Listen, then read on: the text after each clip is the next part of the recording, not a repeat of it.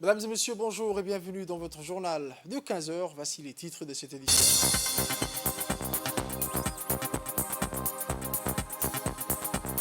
Lancement de la formation des élèves huissiers.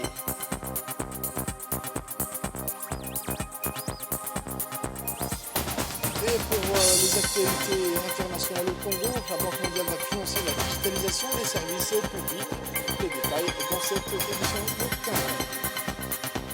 Le journal au complet à présent, mesdames et messieurs, je vous disais dans les titres, après le lancement des formations des auditeurs de justice et greffiers stagiaires en 2021 et celui des élèves avocats en novembre 2022, nous voici avec le lancement de la formation des élèves huissiers.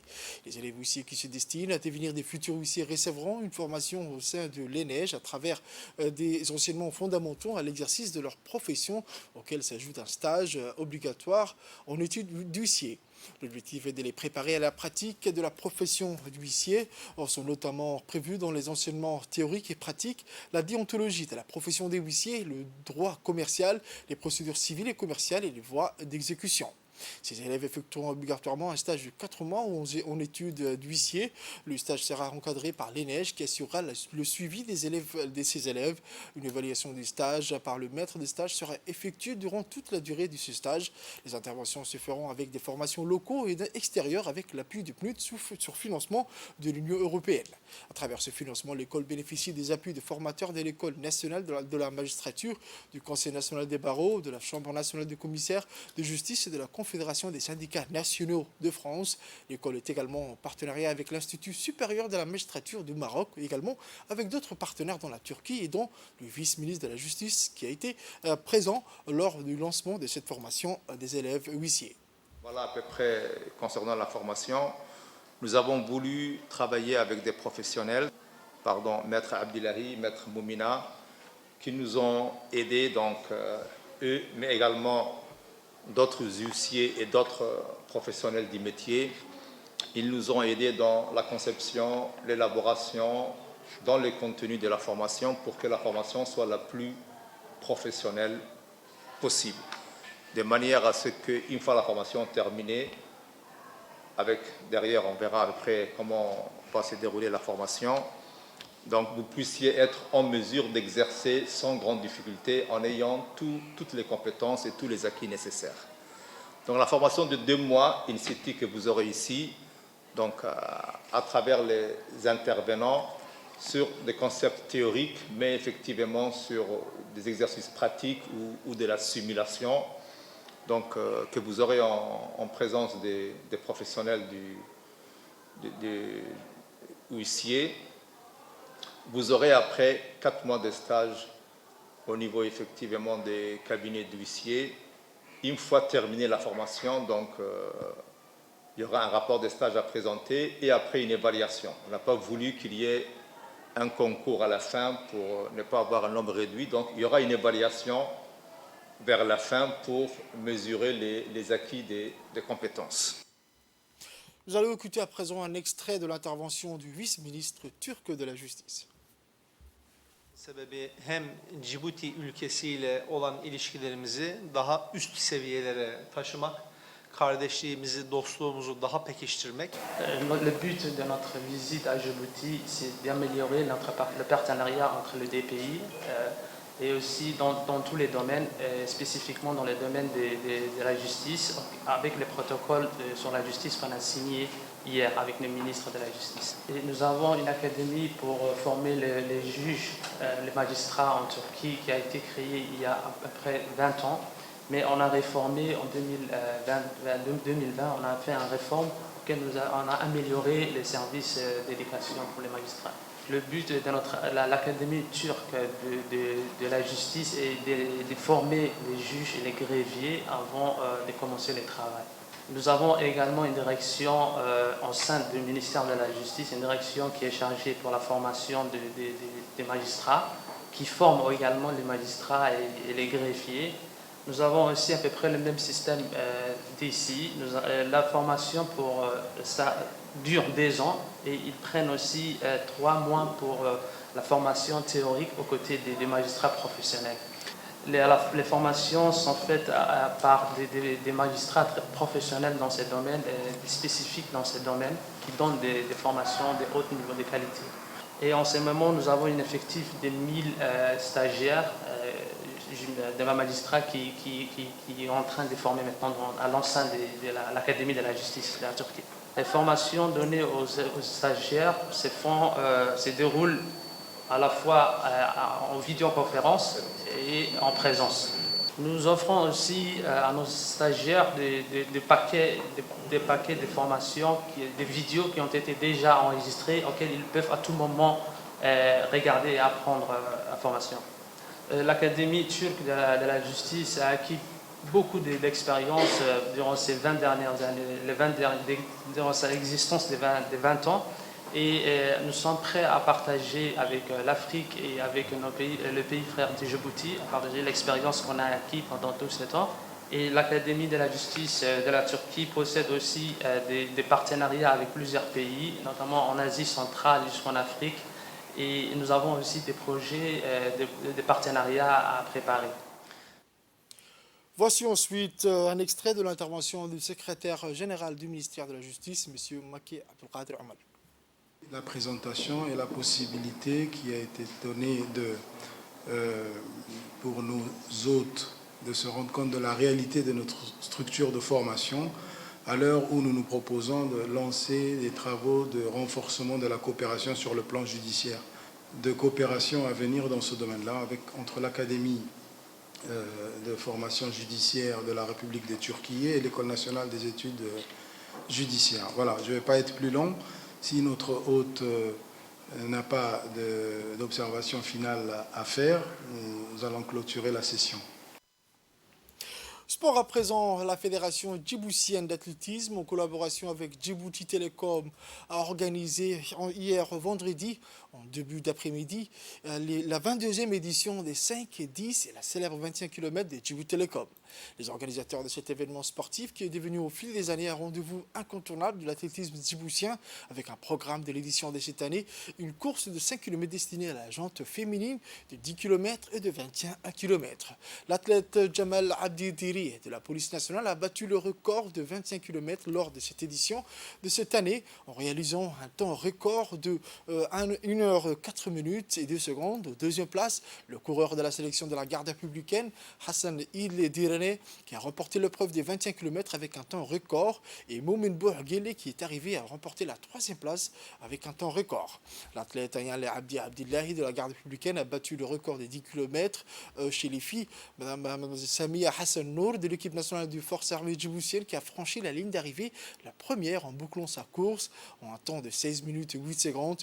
Le coup d'envoi de cette 22e édition des 25 km de Djibouti Télécom qui a été donné conjointement par le ministre du secrétaire d'État chargé des sports et la présidente de la Commission nationale olympique.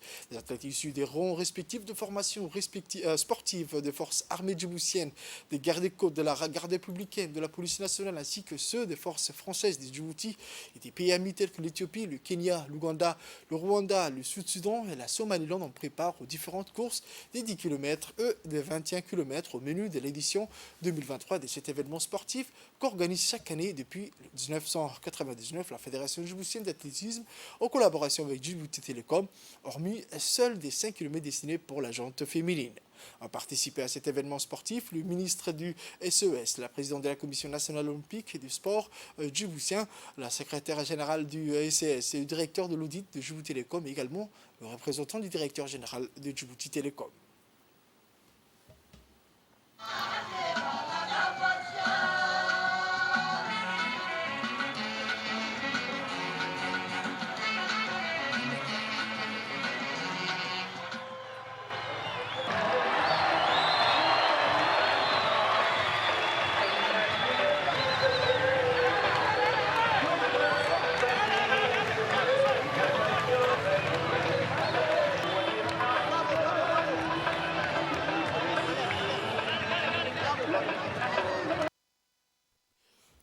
l'issue des différentes courses, à l'affiche de cette 22e édition pour les vainqueurs, les officiels Hassan Kamil Mohamed, la présidente du comité olympique, Mme Aïcha Garad, ainsi que le président de la fédération de l'athlétisme, M. Saïd Hassan, la secrétaire générale du SOS, Mme Khadig Ibrahim, le vice-président de la fédération d'athlétisme, ont remis des trophées et des cadeaux aux 10 premiers de chaque course respective. La course féminine de 5 km a été remportée par Samia Hassan de Force armée djiboutienne. À la deuxième place, Zohra Ali Mohamed de la garde républicaine. Et la troisième place, toujours la garde républicaine, avec Khadra Mohamed. La course de 10 km a vu la grande victoire de Ayale de la garde républicaine. Et la deuxième place de Aden Moussadiri. Et enfin, la troisième place est revenue à Luqman Ismail, toujours de la force armée djiboutienne. Il faut dire que la 22e édition des semi-marathons de Djibouti a été remportée par les champions djiboutiens, dont l'athlète Jamal Abditiri de la police nationale, qui a su au passage battu le record des 21 km lors de cette édition. À la deuxième place, le coureur de la sélection de la garde républicaine, Hassan Ili Direne, qui a remporté l'épreuve des 21 km. Enfin, Moumin Bouhguele, qui est arrivé à remporter la troisième place. Cette 22e édition du semi-marathon de Djibouti Télécom a été pour Djibouti le drapeau djiboutien à flotter et l'hymne national a résonné lors de la remise des cadeaux pour les vainqueurs. Le président de la Fédération djiboutienne d'athlétisme a, dans une intervention accordée à la télévision nationale, félicité les athlètes djiboutiens qui ont dominé le semi-marathon international de Djibouti dans cette 22e édition qui s'est tenue hier après-midi. Il a noté que les athlètes qui ont remporté les premières places sont ceux qui participent à des championnats internationaux dans la course d'athlétisme de longue distance. Et il a rappelé Saïd Ismail Hassan, où il a noté également qu'il avait réussi à établir des records dans les semi-marathons par rapport aux autres coureurs. Le président de la Fédération djiboutienne d'athlétisme a profité de cette occasion également pour remercier et être reconnaissant à tous les athlètes, exprimant son grand bonheur pour cette réalisation. Le représentant de la société Djibouti Télécom a exprimé son grand plaisir devant les succès impressionnants réalisés par les athlètes djiboutiens lors de ce semi-marathon dans sa 22e édition. Ils sont engagés à apporter le soutien nécessaire à la Fédération djiboutienne d'athlétisme pour lui permettre de s'acquitter pleinement de ses tâches. Le représentant de Djibouti Télécom a profité de cette opportunité pour féliciter encore la Fédération pour la bonne organisation et la préparation de cette édition, souhaitant plus de succès aux athlètes nationaux dans leur participation aux courses internationaux. Autre actualité de ce journal, une journée citoyenne organisée chaque samedi de la fin du mois, par le ministère de l'Éducation nationale en collaboration de la commune de Boulaous a vu le jour ce matin du samedi 28 janvier 2023 sur les artères principales de la route d'Arta devant le grand marché du Riyad.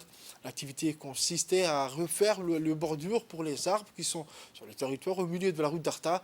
Les activités a été dirigée par le président de la commune de Boulaous, M. Abdelkader Iman, et le proviseur du LIC, M. Abdi Jama, et vu la participation du conseil de quartier d'Arhiba, représenté par son président Omar Dabeli. De son côté, le président de la commune de Boulaous a indiqué que cette journée citoyenne est célébrée chaque fin du mois dans toute la République de Djibouti, et cela est une fierté nationale qui permet à tous les citoyens de mieux agir dans le reboisement, enlever les déchets des artères principales et des quartiers.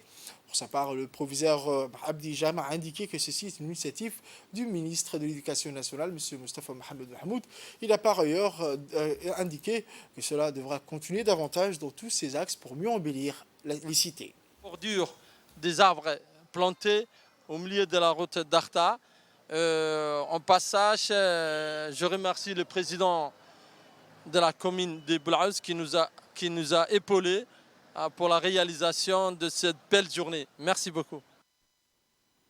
Après le Sud, c'est au tour de la population du Nord de bénéficier de cette caravane organisée par le ministère de la Santé en collaboration avec la Banque islamique du développement.